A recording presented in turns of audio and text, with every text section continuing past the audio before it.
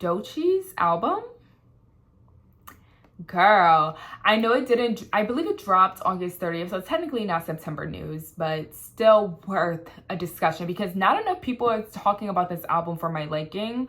And I hate when really good music comes out, not enough people know about it, speaking about it, and it's just, you can see it not reaching the amount of people that it deserves.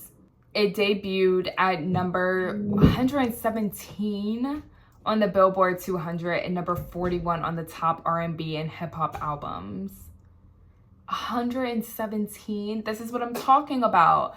This album is so freaking good. I feel like as I immediately listened to it, it felt so refreshing. Absolutely obsessed with not only the beats that were on it, the producers, top notch, but also the storytelling.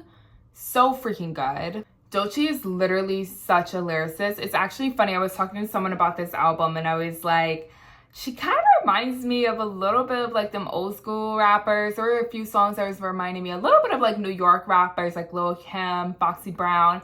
And I'm not going to name names of who this person is, but they was like, she's better than them. I said, what? They were saying that she is a better artist, she is a better rapper than Lil Kim and Foxy Brown. And they were trying to compare her more towards like Lauryn Hill. Have my thoughts and opinions on that one, but I can kind of understand where they're coming from. I know that she said that she drew inspiration from Nicki Minaj for a lot of her songs, and I think that really showed, and I wrote down what song it was. I was like, oh, this sounds like Nicki, like old Nicki. Oh yeah, in Denial is a River and Catfish, there was definitely some elements when her voice was like getting really deep and growly, and it sounded kind of like an alter ego. It kind of reminded me of like Nicki's alter ego with Roman. So I can kind of see that. I also feel like a lot of her rapping reminds me a little bit of Doja Cat. But I will say it's such... The reason why, sadly, this isn't going to do as well as somebody like Lotto's album, and let's see where Lotto's album... Lotto reached number 15 on the Billboard's 200 top charts. For Lotto to hit number 15, I really think that was a really good album. Like, it was such a good album. And for Doechii to hit 117, and I believe Doechii's album was significantly better than Lotto's album, that is really tough to take in. I was telling my dad, like, the reason why I feel a certain type of way about somebody like Lauryn Hill, for example. I know there's so much controversy around her, and I feel like a big piece of that is she only had one album, right? Besides the Fuji stuff, yes. But she only had like one album that everyone just praises so hard. They think that she's the best of the best. I don't think Lauryn Hill would be able to stand her ground and stay relevant in today's type of rap, right? And today's rap where they call it rap, where it's basically like female rappers really talking about their bodies, talking about sex, talking about like how good they look, how good they are, that they are really that girl. Like, the current rap game for like women is like club songs, club music, and I feel like that's what Lotto does a really good job. Lotto is an amazing rapper, but she's also able to like play into club culture. We want to hear her songs when we're going out, or I want to hear her music when I'm getting ready to go out, right? Like, that's currently what everyone thinks women are listening to when it comes to this rap game. I also think there's that balance of like other women like Glorilla, who is able to do the same but still be gender neutral, kind of like Sexy Red, but not as much like Sexy Red, where like men also enjoy somebody like Glorilla's music. Doechii's album, a lot of men truly enjoy and have talked highly of this album, and they also feel like it's very gender neutral. Because let's just be real and say it, not everybody wants to listen to like Megan Thee Stallion or Sexy Red or Cardi B or whoever the case may be. Not every man wants to listen to them talk about like how fire their coochie is and how great they are in bed and how they gonna take your man. Like, that's not really what dudes want to rap to. Whereas Glow, and people do love rapping to her music, and she might be talking about similar things, but probably because of the tone of her voice and just her demeanor and how she carries herself. And honestly, she doesn't talk about it on the same level. I feel like after she's been hanging around, but honestly, like, not even, I feel like she doesn't talk about it on the same level as Megan. She's kind of like that in between, right? She reminds me a little bit of Lotto, but Lotto would definitely be talking about her coochie a lot. So I guess we can't make the comparison. What I'm trying to say is, in today's climate of like rappers, of female rap, right? Those Nicki Minaj's, those Lil Kims who really talk about sex and stuff like that, can artists like Lauryn Hill or Doechii survive? Because Doechii's album wasn't really about that. It just wasn't. It was about real life stuff, and just like, it was fun, and it was so much storytelling, and it was really cool how she was doing the storytelling, where you would think this song's like an interlude, but it's like just the intro of the song, like a conversation that was happening. But she's talking about like real stuff, you know?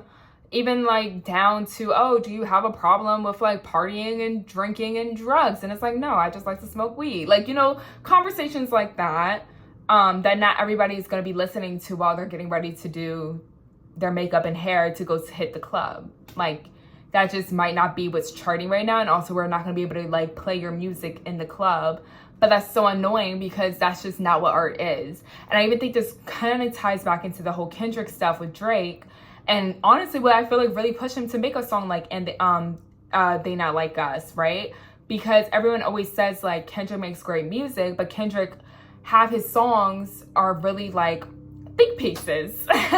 They're really meaningful. They're really sentimental. They really are telling a story. And it kind of reminds me of like old school J. Cole. You know what I'm talking about? Like music that you might be listening to in your car, or like you might be doing stuff around the house and you're playing that music in the background, or you really want to listen to something that has like substance. That's like Kendrick, right? But he can also do both. He knows how to like make a club anthem. He knows how to make a song like that, but he's purposely choosing to make art, to create art that says something more than a hook that's going to keep being played in the club. Hopefully you're following. And I think Doechii is leaning more towards Kendrick in that category. The sad part is, when you have an artist like that, how can they survive in today's climate? Because think about it, like her song Persuasive was so good, and what honestly some people say put her on the map, right? But that was also a club hit. That's something we can dance to in the club. When you have these really great artists, I also think that's what pushes them to not want to keep going and not to make music that they probably enjoy, and just try to make music that will like hit those charts and they'll get club play, radio play, right? It almost reminds me of like Tyler, the Creator. He's one of those rappers, in my opinion, that some people even question, is he a rapper? That's a different conversation. But a lot of his music, you're not hearing in the club. I don't think you're hearing any of his music in the club, but that's not what the music is, right?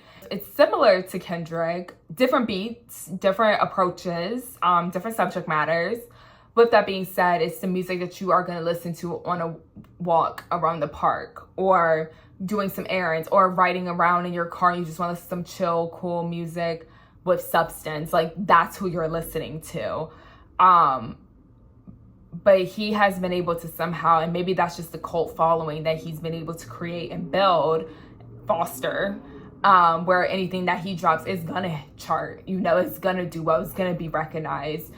But it's kind of like, in today's age, and maybe men just have an easier job with this, because maybe most women want to like put on some clubbing music, and we want to shake our booties, and we want to dance, and we want to do all this different stuff. And I think that's beautiful and amazing. But I'm wondering, like, are women listening to music, and specifically rap music, that is similar to how like Kendrick, Tyler, old school J. Cole, like, are women like choosing to listen to that from a female's voice? Or do they only want to hear a certain type of song from women rappers, like from female rappers? I think that's the question, right? We almost kind of categorize and put women in that genre too. Not only as a woman, you have to be, as a female rapper, you got to have a certain sound, you got to have a certain swag, you got to make me feel a certain way. And I love it. And I don't think there's anything wrong with like talking about your coochie, talking about how good you are at sex, talking about like how bad you are that chick. I think it's very empowering, and I think that is empowering. But I also think we should welcome other categories or other sounds of rap music. and too often it goes ignored, and that's how artists can like lose motivation.